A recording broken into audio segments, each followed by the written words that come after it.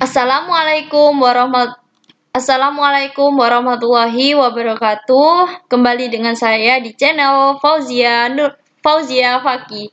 Jangan lupa untuk subscribe ya, biar saya ada duit buat tambah-tambah subscribe. Oke, kembali ke pembahasan. Di sini saya mau membahas mengenai tugas ACC saya, di mana tugas ini membuat sebuah ERD di dia. Bentar, ini lagi nge-lag ya. Oke, ini datanya ya. Bentar, aku plusin biar kelihatan. Ini datanya. Sebentar, saya mau ngambil HP. Aduh, ini anak buang-buang waktu, konon katanya. Oke, teman-teman. Di sini saya mau membuat ERD ini di dia. Untuk pertama-tama kita buka dianya terlebih dahulu. Kita klik start, kemudian kita cari aplikasi dia. Nah, ini aplikasinya yang ini tuh bukan aplikasi, tetapi ini tuh semacam manual buat dianya. Kita klik. Setelah kita klik, kita tunggu nih dianya sampai loading, sampai terjadi ini. Sebentar ya guys. Ini loadingnya lama sekali. Oke, bentar. Sabar. Nah, ini adalah halaman dari si dianya. Kemudian kita cek dulu. Di sini aku mau membuat sebuah entitas buku dulu sama entitas mahasiswa terlebih dahulu. Kenapa sih kok nggak yang lain dulu atau yang inventaris perpus? Ini terserah kalian mau memulainya di mana, tapi saya di sini mau buatnya di mahasiswa dan buku terlebih dahulu. Oke, langsung saja kita buat entitas mahasiswa.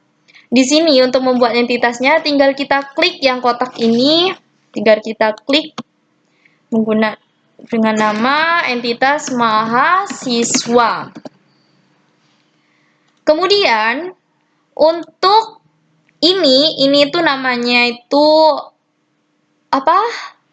atribut. Nah, atribut ini ada NIM, nama, gender, bla bla bla bla. Untuk membuatnya, kita kembali di dia dengan ambil atribut yang berbentuk lingkaran ini. Kita klik dimanapun terserah Anda. Tadi di sini ada apa aja? Sebentar, ada NIM, nama, gender, tanggal. Oke. Sekarang kita klik NIM. Kemudian ada apa lagi nih? Ada nama. Kemudian ada juga gender. Gender di sini tuh jenis kelamin dari si mahasiswanya. Kemudian klik tanggal lahir. Di sini tanggal lahir nggak saya spasi karena tidak boleh, harus untuk spasinya saya gunakan garis bawah.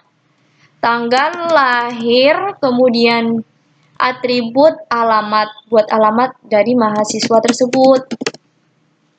Kemudian setelah entitas ini mahasiswa sudah selesai, sekarang kita menghubungkan antara mahasiswa entitas ini dengan si atributnya menggunakan tool ini, line atau disebut dengan L.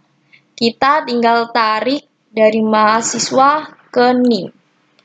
Tarik lagi dari mahasiswa ke nama, kemudian ini ditarik lagi sampai semuanya ke alamat.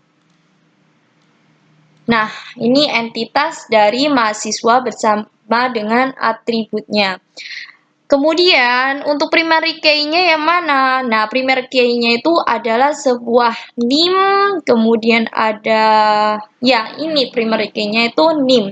Atau biasa disebut dengan kode unik. Kemudian sekarang kita akan membahas mengenai membuat sebuah entitas buku dulu.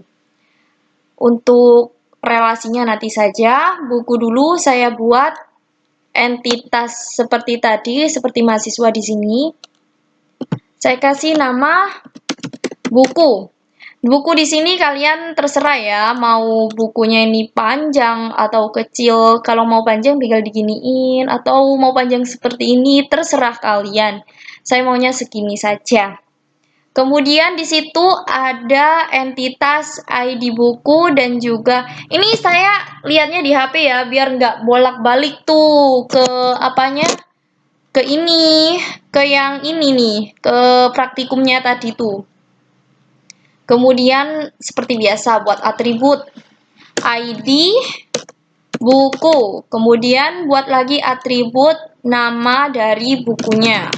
Nama spasi buku. Ini spasi aku taruh buat ini ya. Kemudian ini terlalu dekat, saya kasih geseran dikit. Jangan lupa ini garisnya dibuatkan agar saling terhubung. Nah, kemudian untuk relasinya gimana Kak? Nah, relasi ini kita menggunakan gambar jajar genjang ini di sebelah sini. Kita kasih nama di pinjam. Kemudian gimana Kak ini cara menghubungkannya gitu kan? Pasti kamu bertanya-tanya. Jadi di sini tuh ini kayaknya kurang kesinian ya. Bentar. Aku ubah saja. Ups, gendernya nggak ke bawah. Bentar ya guys, sabar guys. Ini aku agak ke atasan biar kelihatan rapi gitu. Aku kontrol kecilin, bentar. Nah, sip. Oke. Sekarang kita buat kontrol plus lagi biar kelihatan lebih besar. Loh, kok nggak bisa ini kontrol plus? Kenapa kontrol min bisa, sedangkan kontrol plus tidak bisa? Oh my god! Oh, cara yang terbaik adalah mengganti fitnya. Hehe. Maafkan aku ya guys, ini terlalu besar. Kita pakai ini juga bisa sih tool ini. Udah wes segini aja ya, biar kelihatan semua maksudnya gitu. Jadi kita hubungkan antara jadi di sini saya mulai dari jika mahasiswa pinjam gini, kemudian mahasiswa itu meminjam sebuah buku. Nah, karena ini ada NIM, ID buku, jadi itu semacam ada foreign key, di mana foreign key itu biasanya ditandai berada di sini nih. Jadi kita buat sebuah atribut lagi, kita taruh sini dengan nama ID dari pinjem. Terserah kalian mau ngasih atribut gimana. Kemudian di sini ada tanggal underscore, tanggal baliknya kapan ini buku gitu kan. Di sebuah data itu pasti ada gini. Kemudian ada tanggal pinjam. Tanggal sebuah peminjaman. Nah, sekarang kita petik garisnya lagi dari pinjam ke sini. Oke guys, ini aku keburu-buru ya, soalnya bentar lagi aku mau ada rapat. Maklum, orang penting. Nah, sekarang kardinalitasnya itu gimana, Mbak? Wah, pasti tuh banyak pertanyaan. Jadi, untuk menentukan kardinalitasnya itu kita lihat. Ini mahasiswa kan? Ini buku. Ini itu sebuah perpustakaan nih. Misal ya, mahasiswa kan kebanyakan kalau mahasiswa kan bisa tuh buat satu buku, bisa pinjam atau lebih dari buku. Jadi gimana, Kak? Berarti ini tuh apa kardinalitasnya itu many to many. Jadi mahasiswa itu bisa meminjam banyak buku atau buku ini bisa dipinjami oleh banyak mahasiswa. Oke, kita klik di sini untuk apa itu menentukan kardinalitasnya. Jadi di sini saya kasih many besar dan juga saya kasih many. Jadi di sini many-nya itu jangan M dan N. M dan N itu tidak internasional lah intinya kata gurunya gitu. Jadi di sini tuh M dan N. N ini kayak notasi gitu. Kemudian di sini ada apa ini? Ada pencatatan. Oke, kita buat buku ini. Nah, kita cek ya di sini. Bukan salah. Kita lihat, buku ini terdiri dari buku ilmiah, buku komik, jurnal, dan lain-lain. Ini ISA ini apa? Jadi ISA ini semacam generalisasi. Ya, semacam general.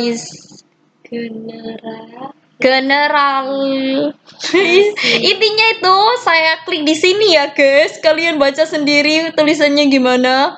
Jadi intinya itu buku itu kan terdiri dari macam-macam buku nih. Jadi itu kayak ada semacam penjabangan, ada buku ini. Nanti itu biar lebih fleksibel lagi tuh bisa dibuat buku ini. Makanya fungsi dari ISA itu kayak gitu sebagai generalisasinya itu tadi. Sekarang kita buat ya ISA-nya.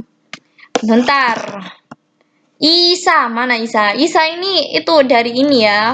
Kalau misal bukunya itu kayak bukunya itu dari atas gitu. Itu juga harus hati-hati, jangan sampai kebalik ya tanda ISA-nya itu.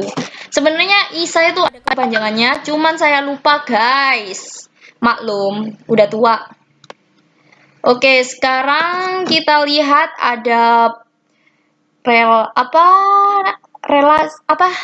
kardinal entitas 3, ada buku ilmiah, komik, jurnal, dan lain-lain. Oke, kita buat nih seperti tadi. Gimana buatnya, Kak? Aku bingung, Kak. Seperti tadi, guys. Ada buku apa tadi? Buku ilmiah. Ya, buku ilmiah. Buku underscore ilmiah. Bentar, tipe itu ilmiah. Kemudian di sini aku Ctrl C Ctrl V, bisa nggak sih? Bisa tuh. Biar lebih cepet. Ada buku ilmiah, ada buku apa ini lagi? Ada buku komik. Kelamaan sih. Seharusnya pakai Ctrl delete ya. Ada komik, kemudian di sini juga ada Ctrl V lagi. Aku taruh sini aja deh. Ini agak sampingan sana biar bisa berbagi gitu.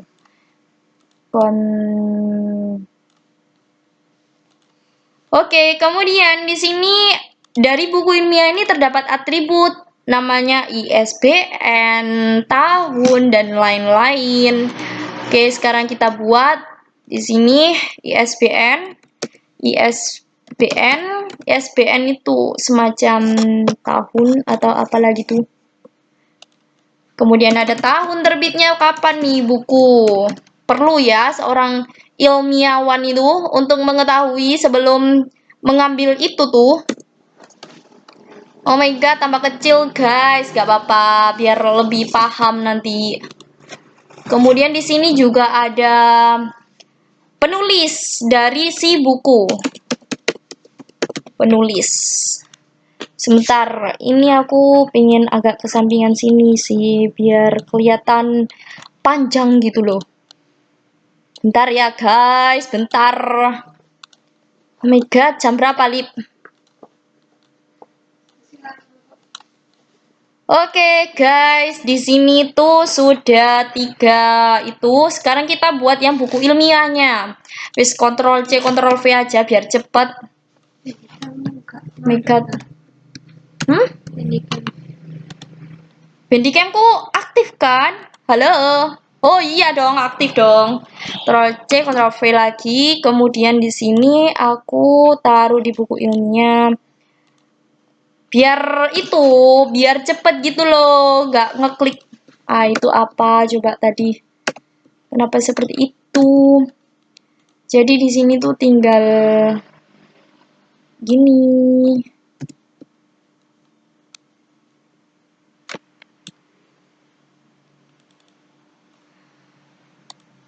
Oke, sekarang kita buat buku ilmiah itu ada apa aja di kolomnya itu. Jadi di situ ada kok buku ilmiah ya? Harusnya itu si komik. Komik udah ada, berarti jurnal ilmiah. Harusnya. Kita lihat di sini ada tipe. Ketipuan kita ganti jadi jurnal ilmiah. Oke, ini kelihatannya kurang besar biar enak gitu. Baca. Kemudian di sini ada yang namanya, kalau jurnal ilmiah ada volume dari isi jurnalnya. Kemudian itu di sini ada isu terbaru tuh, trending. Untuk tahun ini, untuk komik ya itu. Ini mana ini? Saya taruh sini. Bentar.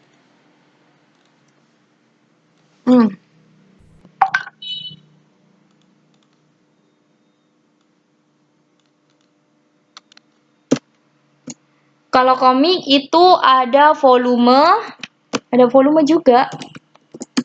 Volume dan juga di situ ada atribut apa itu? Penulis dari si komik siapa gitu maksudnya ya. Oke, sekarang kita hubungkan terlebih dahulu. Jadi si jurnal ini tuh memiliki sebuah volume, sebuah sebuah apa ya, atribut.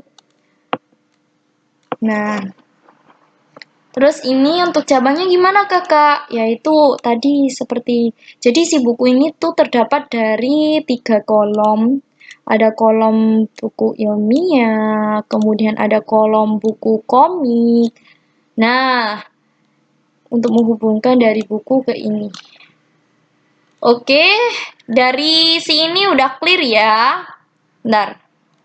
Dari ini sudah clear yang bagian ini. Sekarang kita bagian tengahnya. Jadi si mahasiswa bisa mencatat atau bisa dipinjam juga. Nah, sip. Sekarang kita gunakan dipinjam. Ini sebenarnya kurang kesinian nih. Bentar.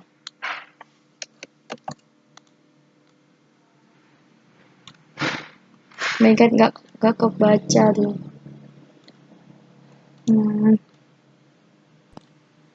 Kenapa cuman itu doang? Bentar. Agak susah ya ternyata guys. Kalau gini ceritanya, oh my God. Ini harusnya tuh ngikutin tuh yang ini. Nah, udah pas gitu. Ini belum pas, ini harus tersambung, nggak boleh sampai putus. Nah, tadi, bentar. Di situ ada sebuah relasi ya, yang bawahnya itu, kalau bukunya itu dipinjam, berarti harusnya itu dicatat dong. Kita buat relasinya di bawah sini. Relasinya itu namanya itu dicatat. Kemudian kita hubungkan, habis dipinjam, dicatat dong. Habis dipinjam, dicatat. Kemudian di sini ada entitas, di mana entitas itu digunakan untuk merekap hasil pinjamannya itu, rekap peminjaman. Nah, setelah itu kita buat kardinalitasnya. Oh my God, ini gimana? Nggak mau. Bentar.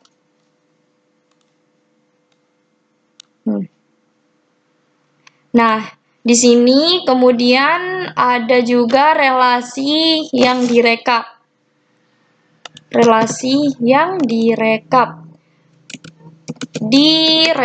Jadi setelah rekapan peminjaman akan direkap sebuah buku.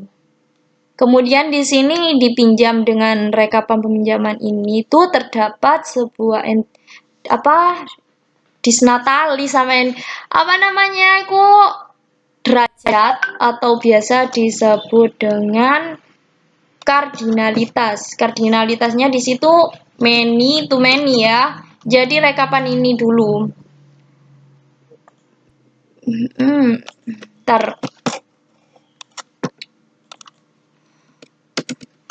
Kemudian di sini ada ID rekapan. Buat sebuah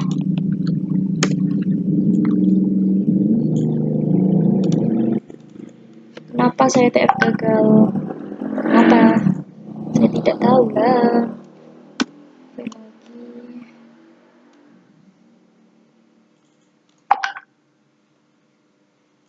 Ada ID perekap. Bentar. ID. Jam berapa ini, Lip? Oke, masih lama, guys. Rekapan peminjaman itu ada ID dari rekap dan juga ada sebuah tanggal dari si rekap. Kemudian jangan lupa dari ini ke sini. Dari ini juga ke sini. Oke. Habis rekapan peminjaman. Oke, biar nggak bingung. Sebenarnya kalau gini panahnya itu dulu, jangan dulu. Aku saranin itu terakhir biar kalian itu nggak bingung nanti untuk menentukan sebuah kardinalitasnya atau sebuah apa itu. Habis direkap itu membuat sebuah entitas, di mana entitasnya itu bernama petugas, dan juga ada entitas yang bernama inventaris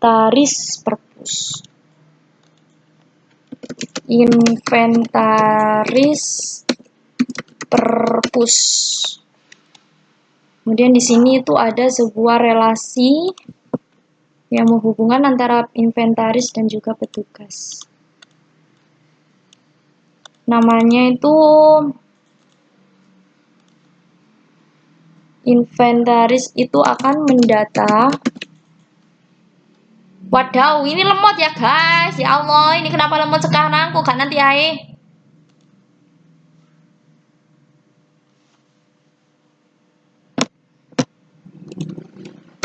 Oh, belum ternyata mendata. Jadi si petugas ini tuh memiliki sebuah atribut. Petugas itu ada ID, akan mencatat. Jadi itu memerlukan sebuah ID dari si petugasnya biar kelihatan. Jadi ID ini primary key-nya. Kemudian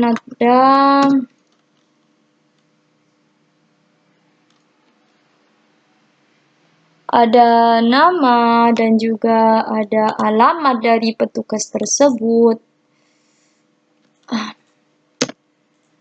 Ada nama, kemudian ada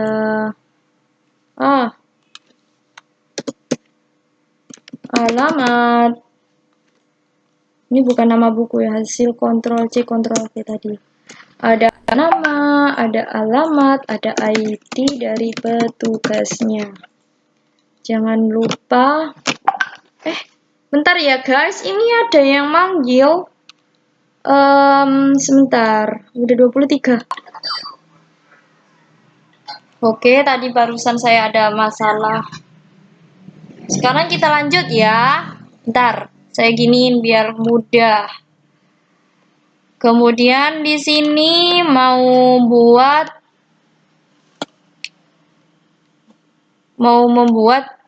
pada bagian inventaris perpus. Inventaris perpus itu ada yang namanya atribut dari kondisi. Atribut dari kondisi. Oh my god. Atribut dari kondisi, kemudian ada atribut untuk tanggal beli, nama barang dan juga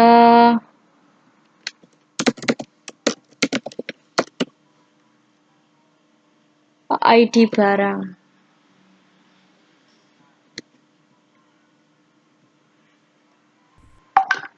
ID dari sebuah barang tersebut.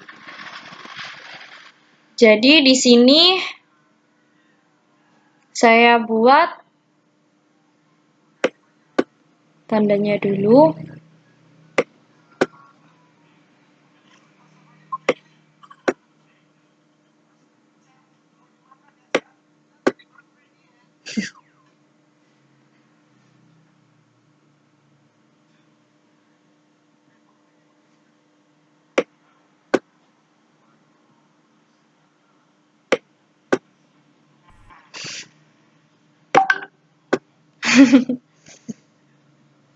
Oke, kita sekarang buat kardinalitasnya ya. Kardinalitas ini yaitu one to many dari petugas ke inventaris perpus. Jadi petugas akan mendata sebuah buku yang baru datang dari inventaris sebuah perpustakaan. Oke, dari petugas akan mendata sebuah ini barangnya. Jadi di situ untuk kardinalitasnya saya tulis one to many karena di situ akan menulis sebuah buku hanya untuk satu ke banyak buku yang akan dibaca nanti. Kemudian di sini dari mana ini? Dari rekapan peminjam ke petugas. Ini kardinalitasnya one to one. Kenapa sih one to one? Karena akan petugas akan merekap sebuah peminjaman. Dari peminjaman ini akan direkap ke petugas berupa satu barang. Jadi nggak bisa lebih banyak barang. Bentar. Oke teman. Oke, setelah itu kita klik ke sini. Dan benar, untuk kardinalitasnya tadi one to one. Satu ke satu. Saya klik di sini satu. Nah, kemudian di sini apa yang belum kira-kira? Saya cek sebentar. Oke, kita lihat kardinalitasnya oke, semuanya oke. Jadi seperti ini.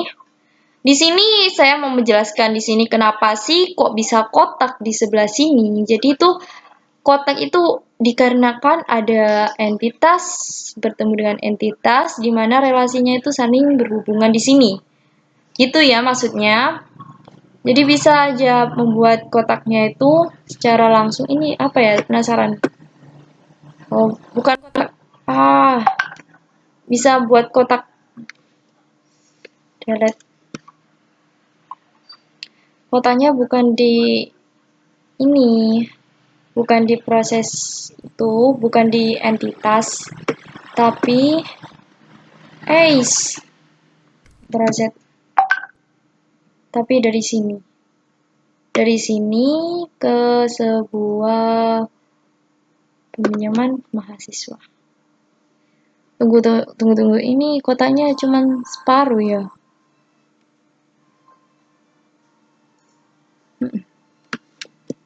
Jadi gitu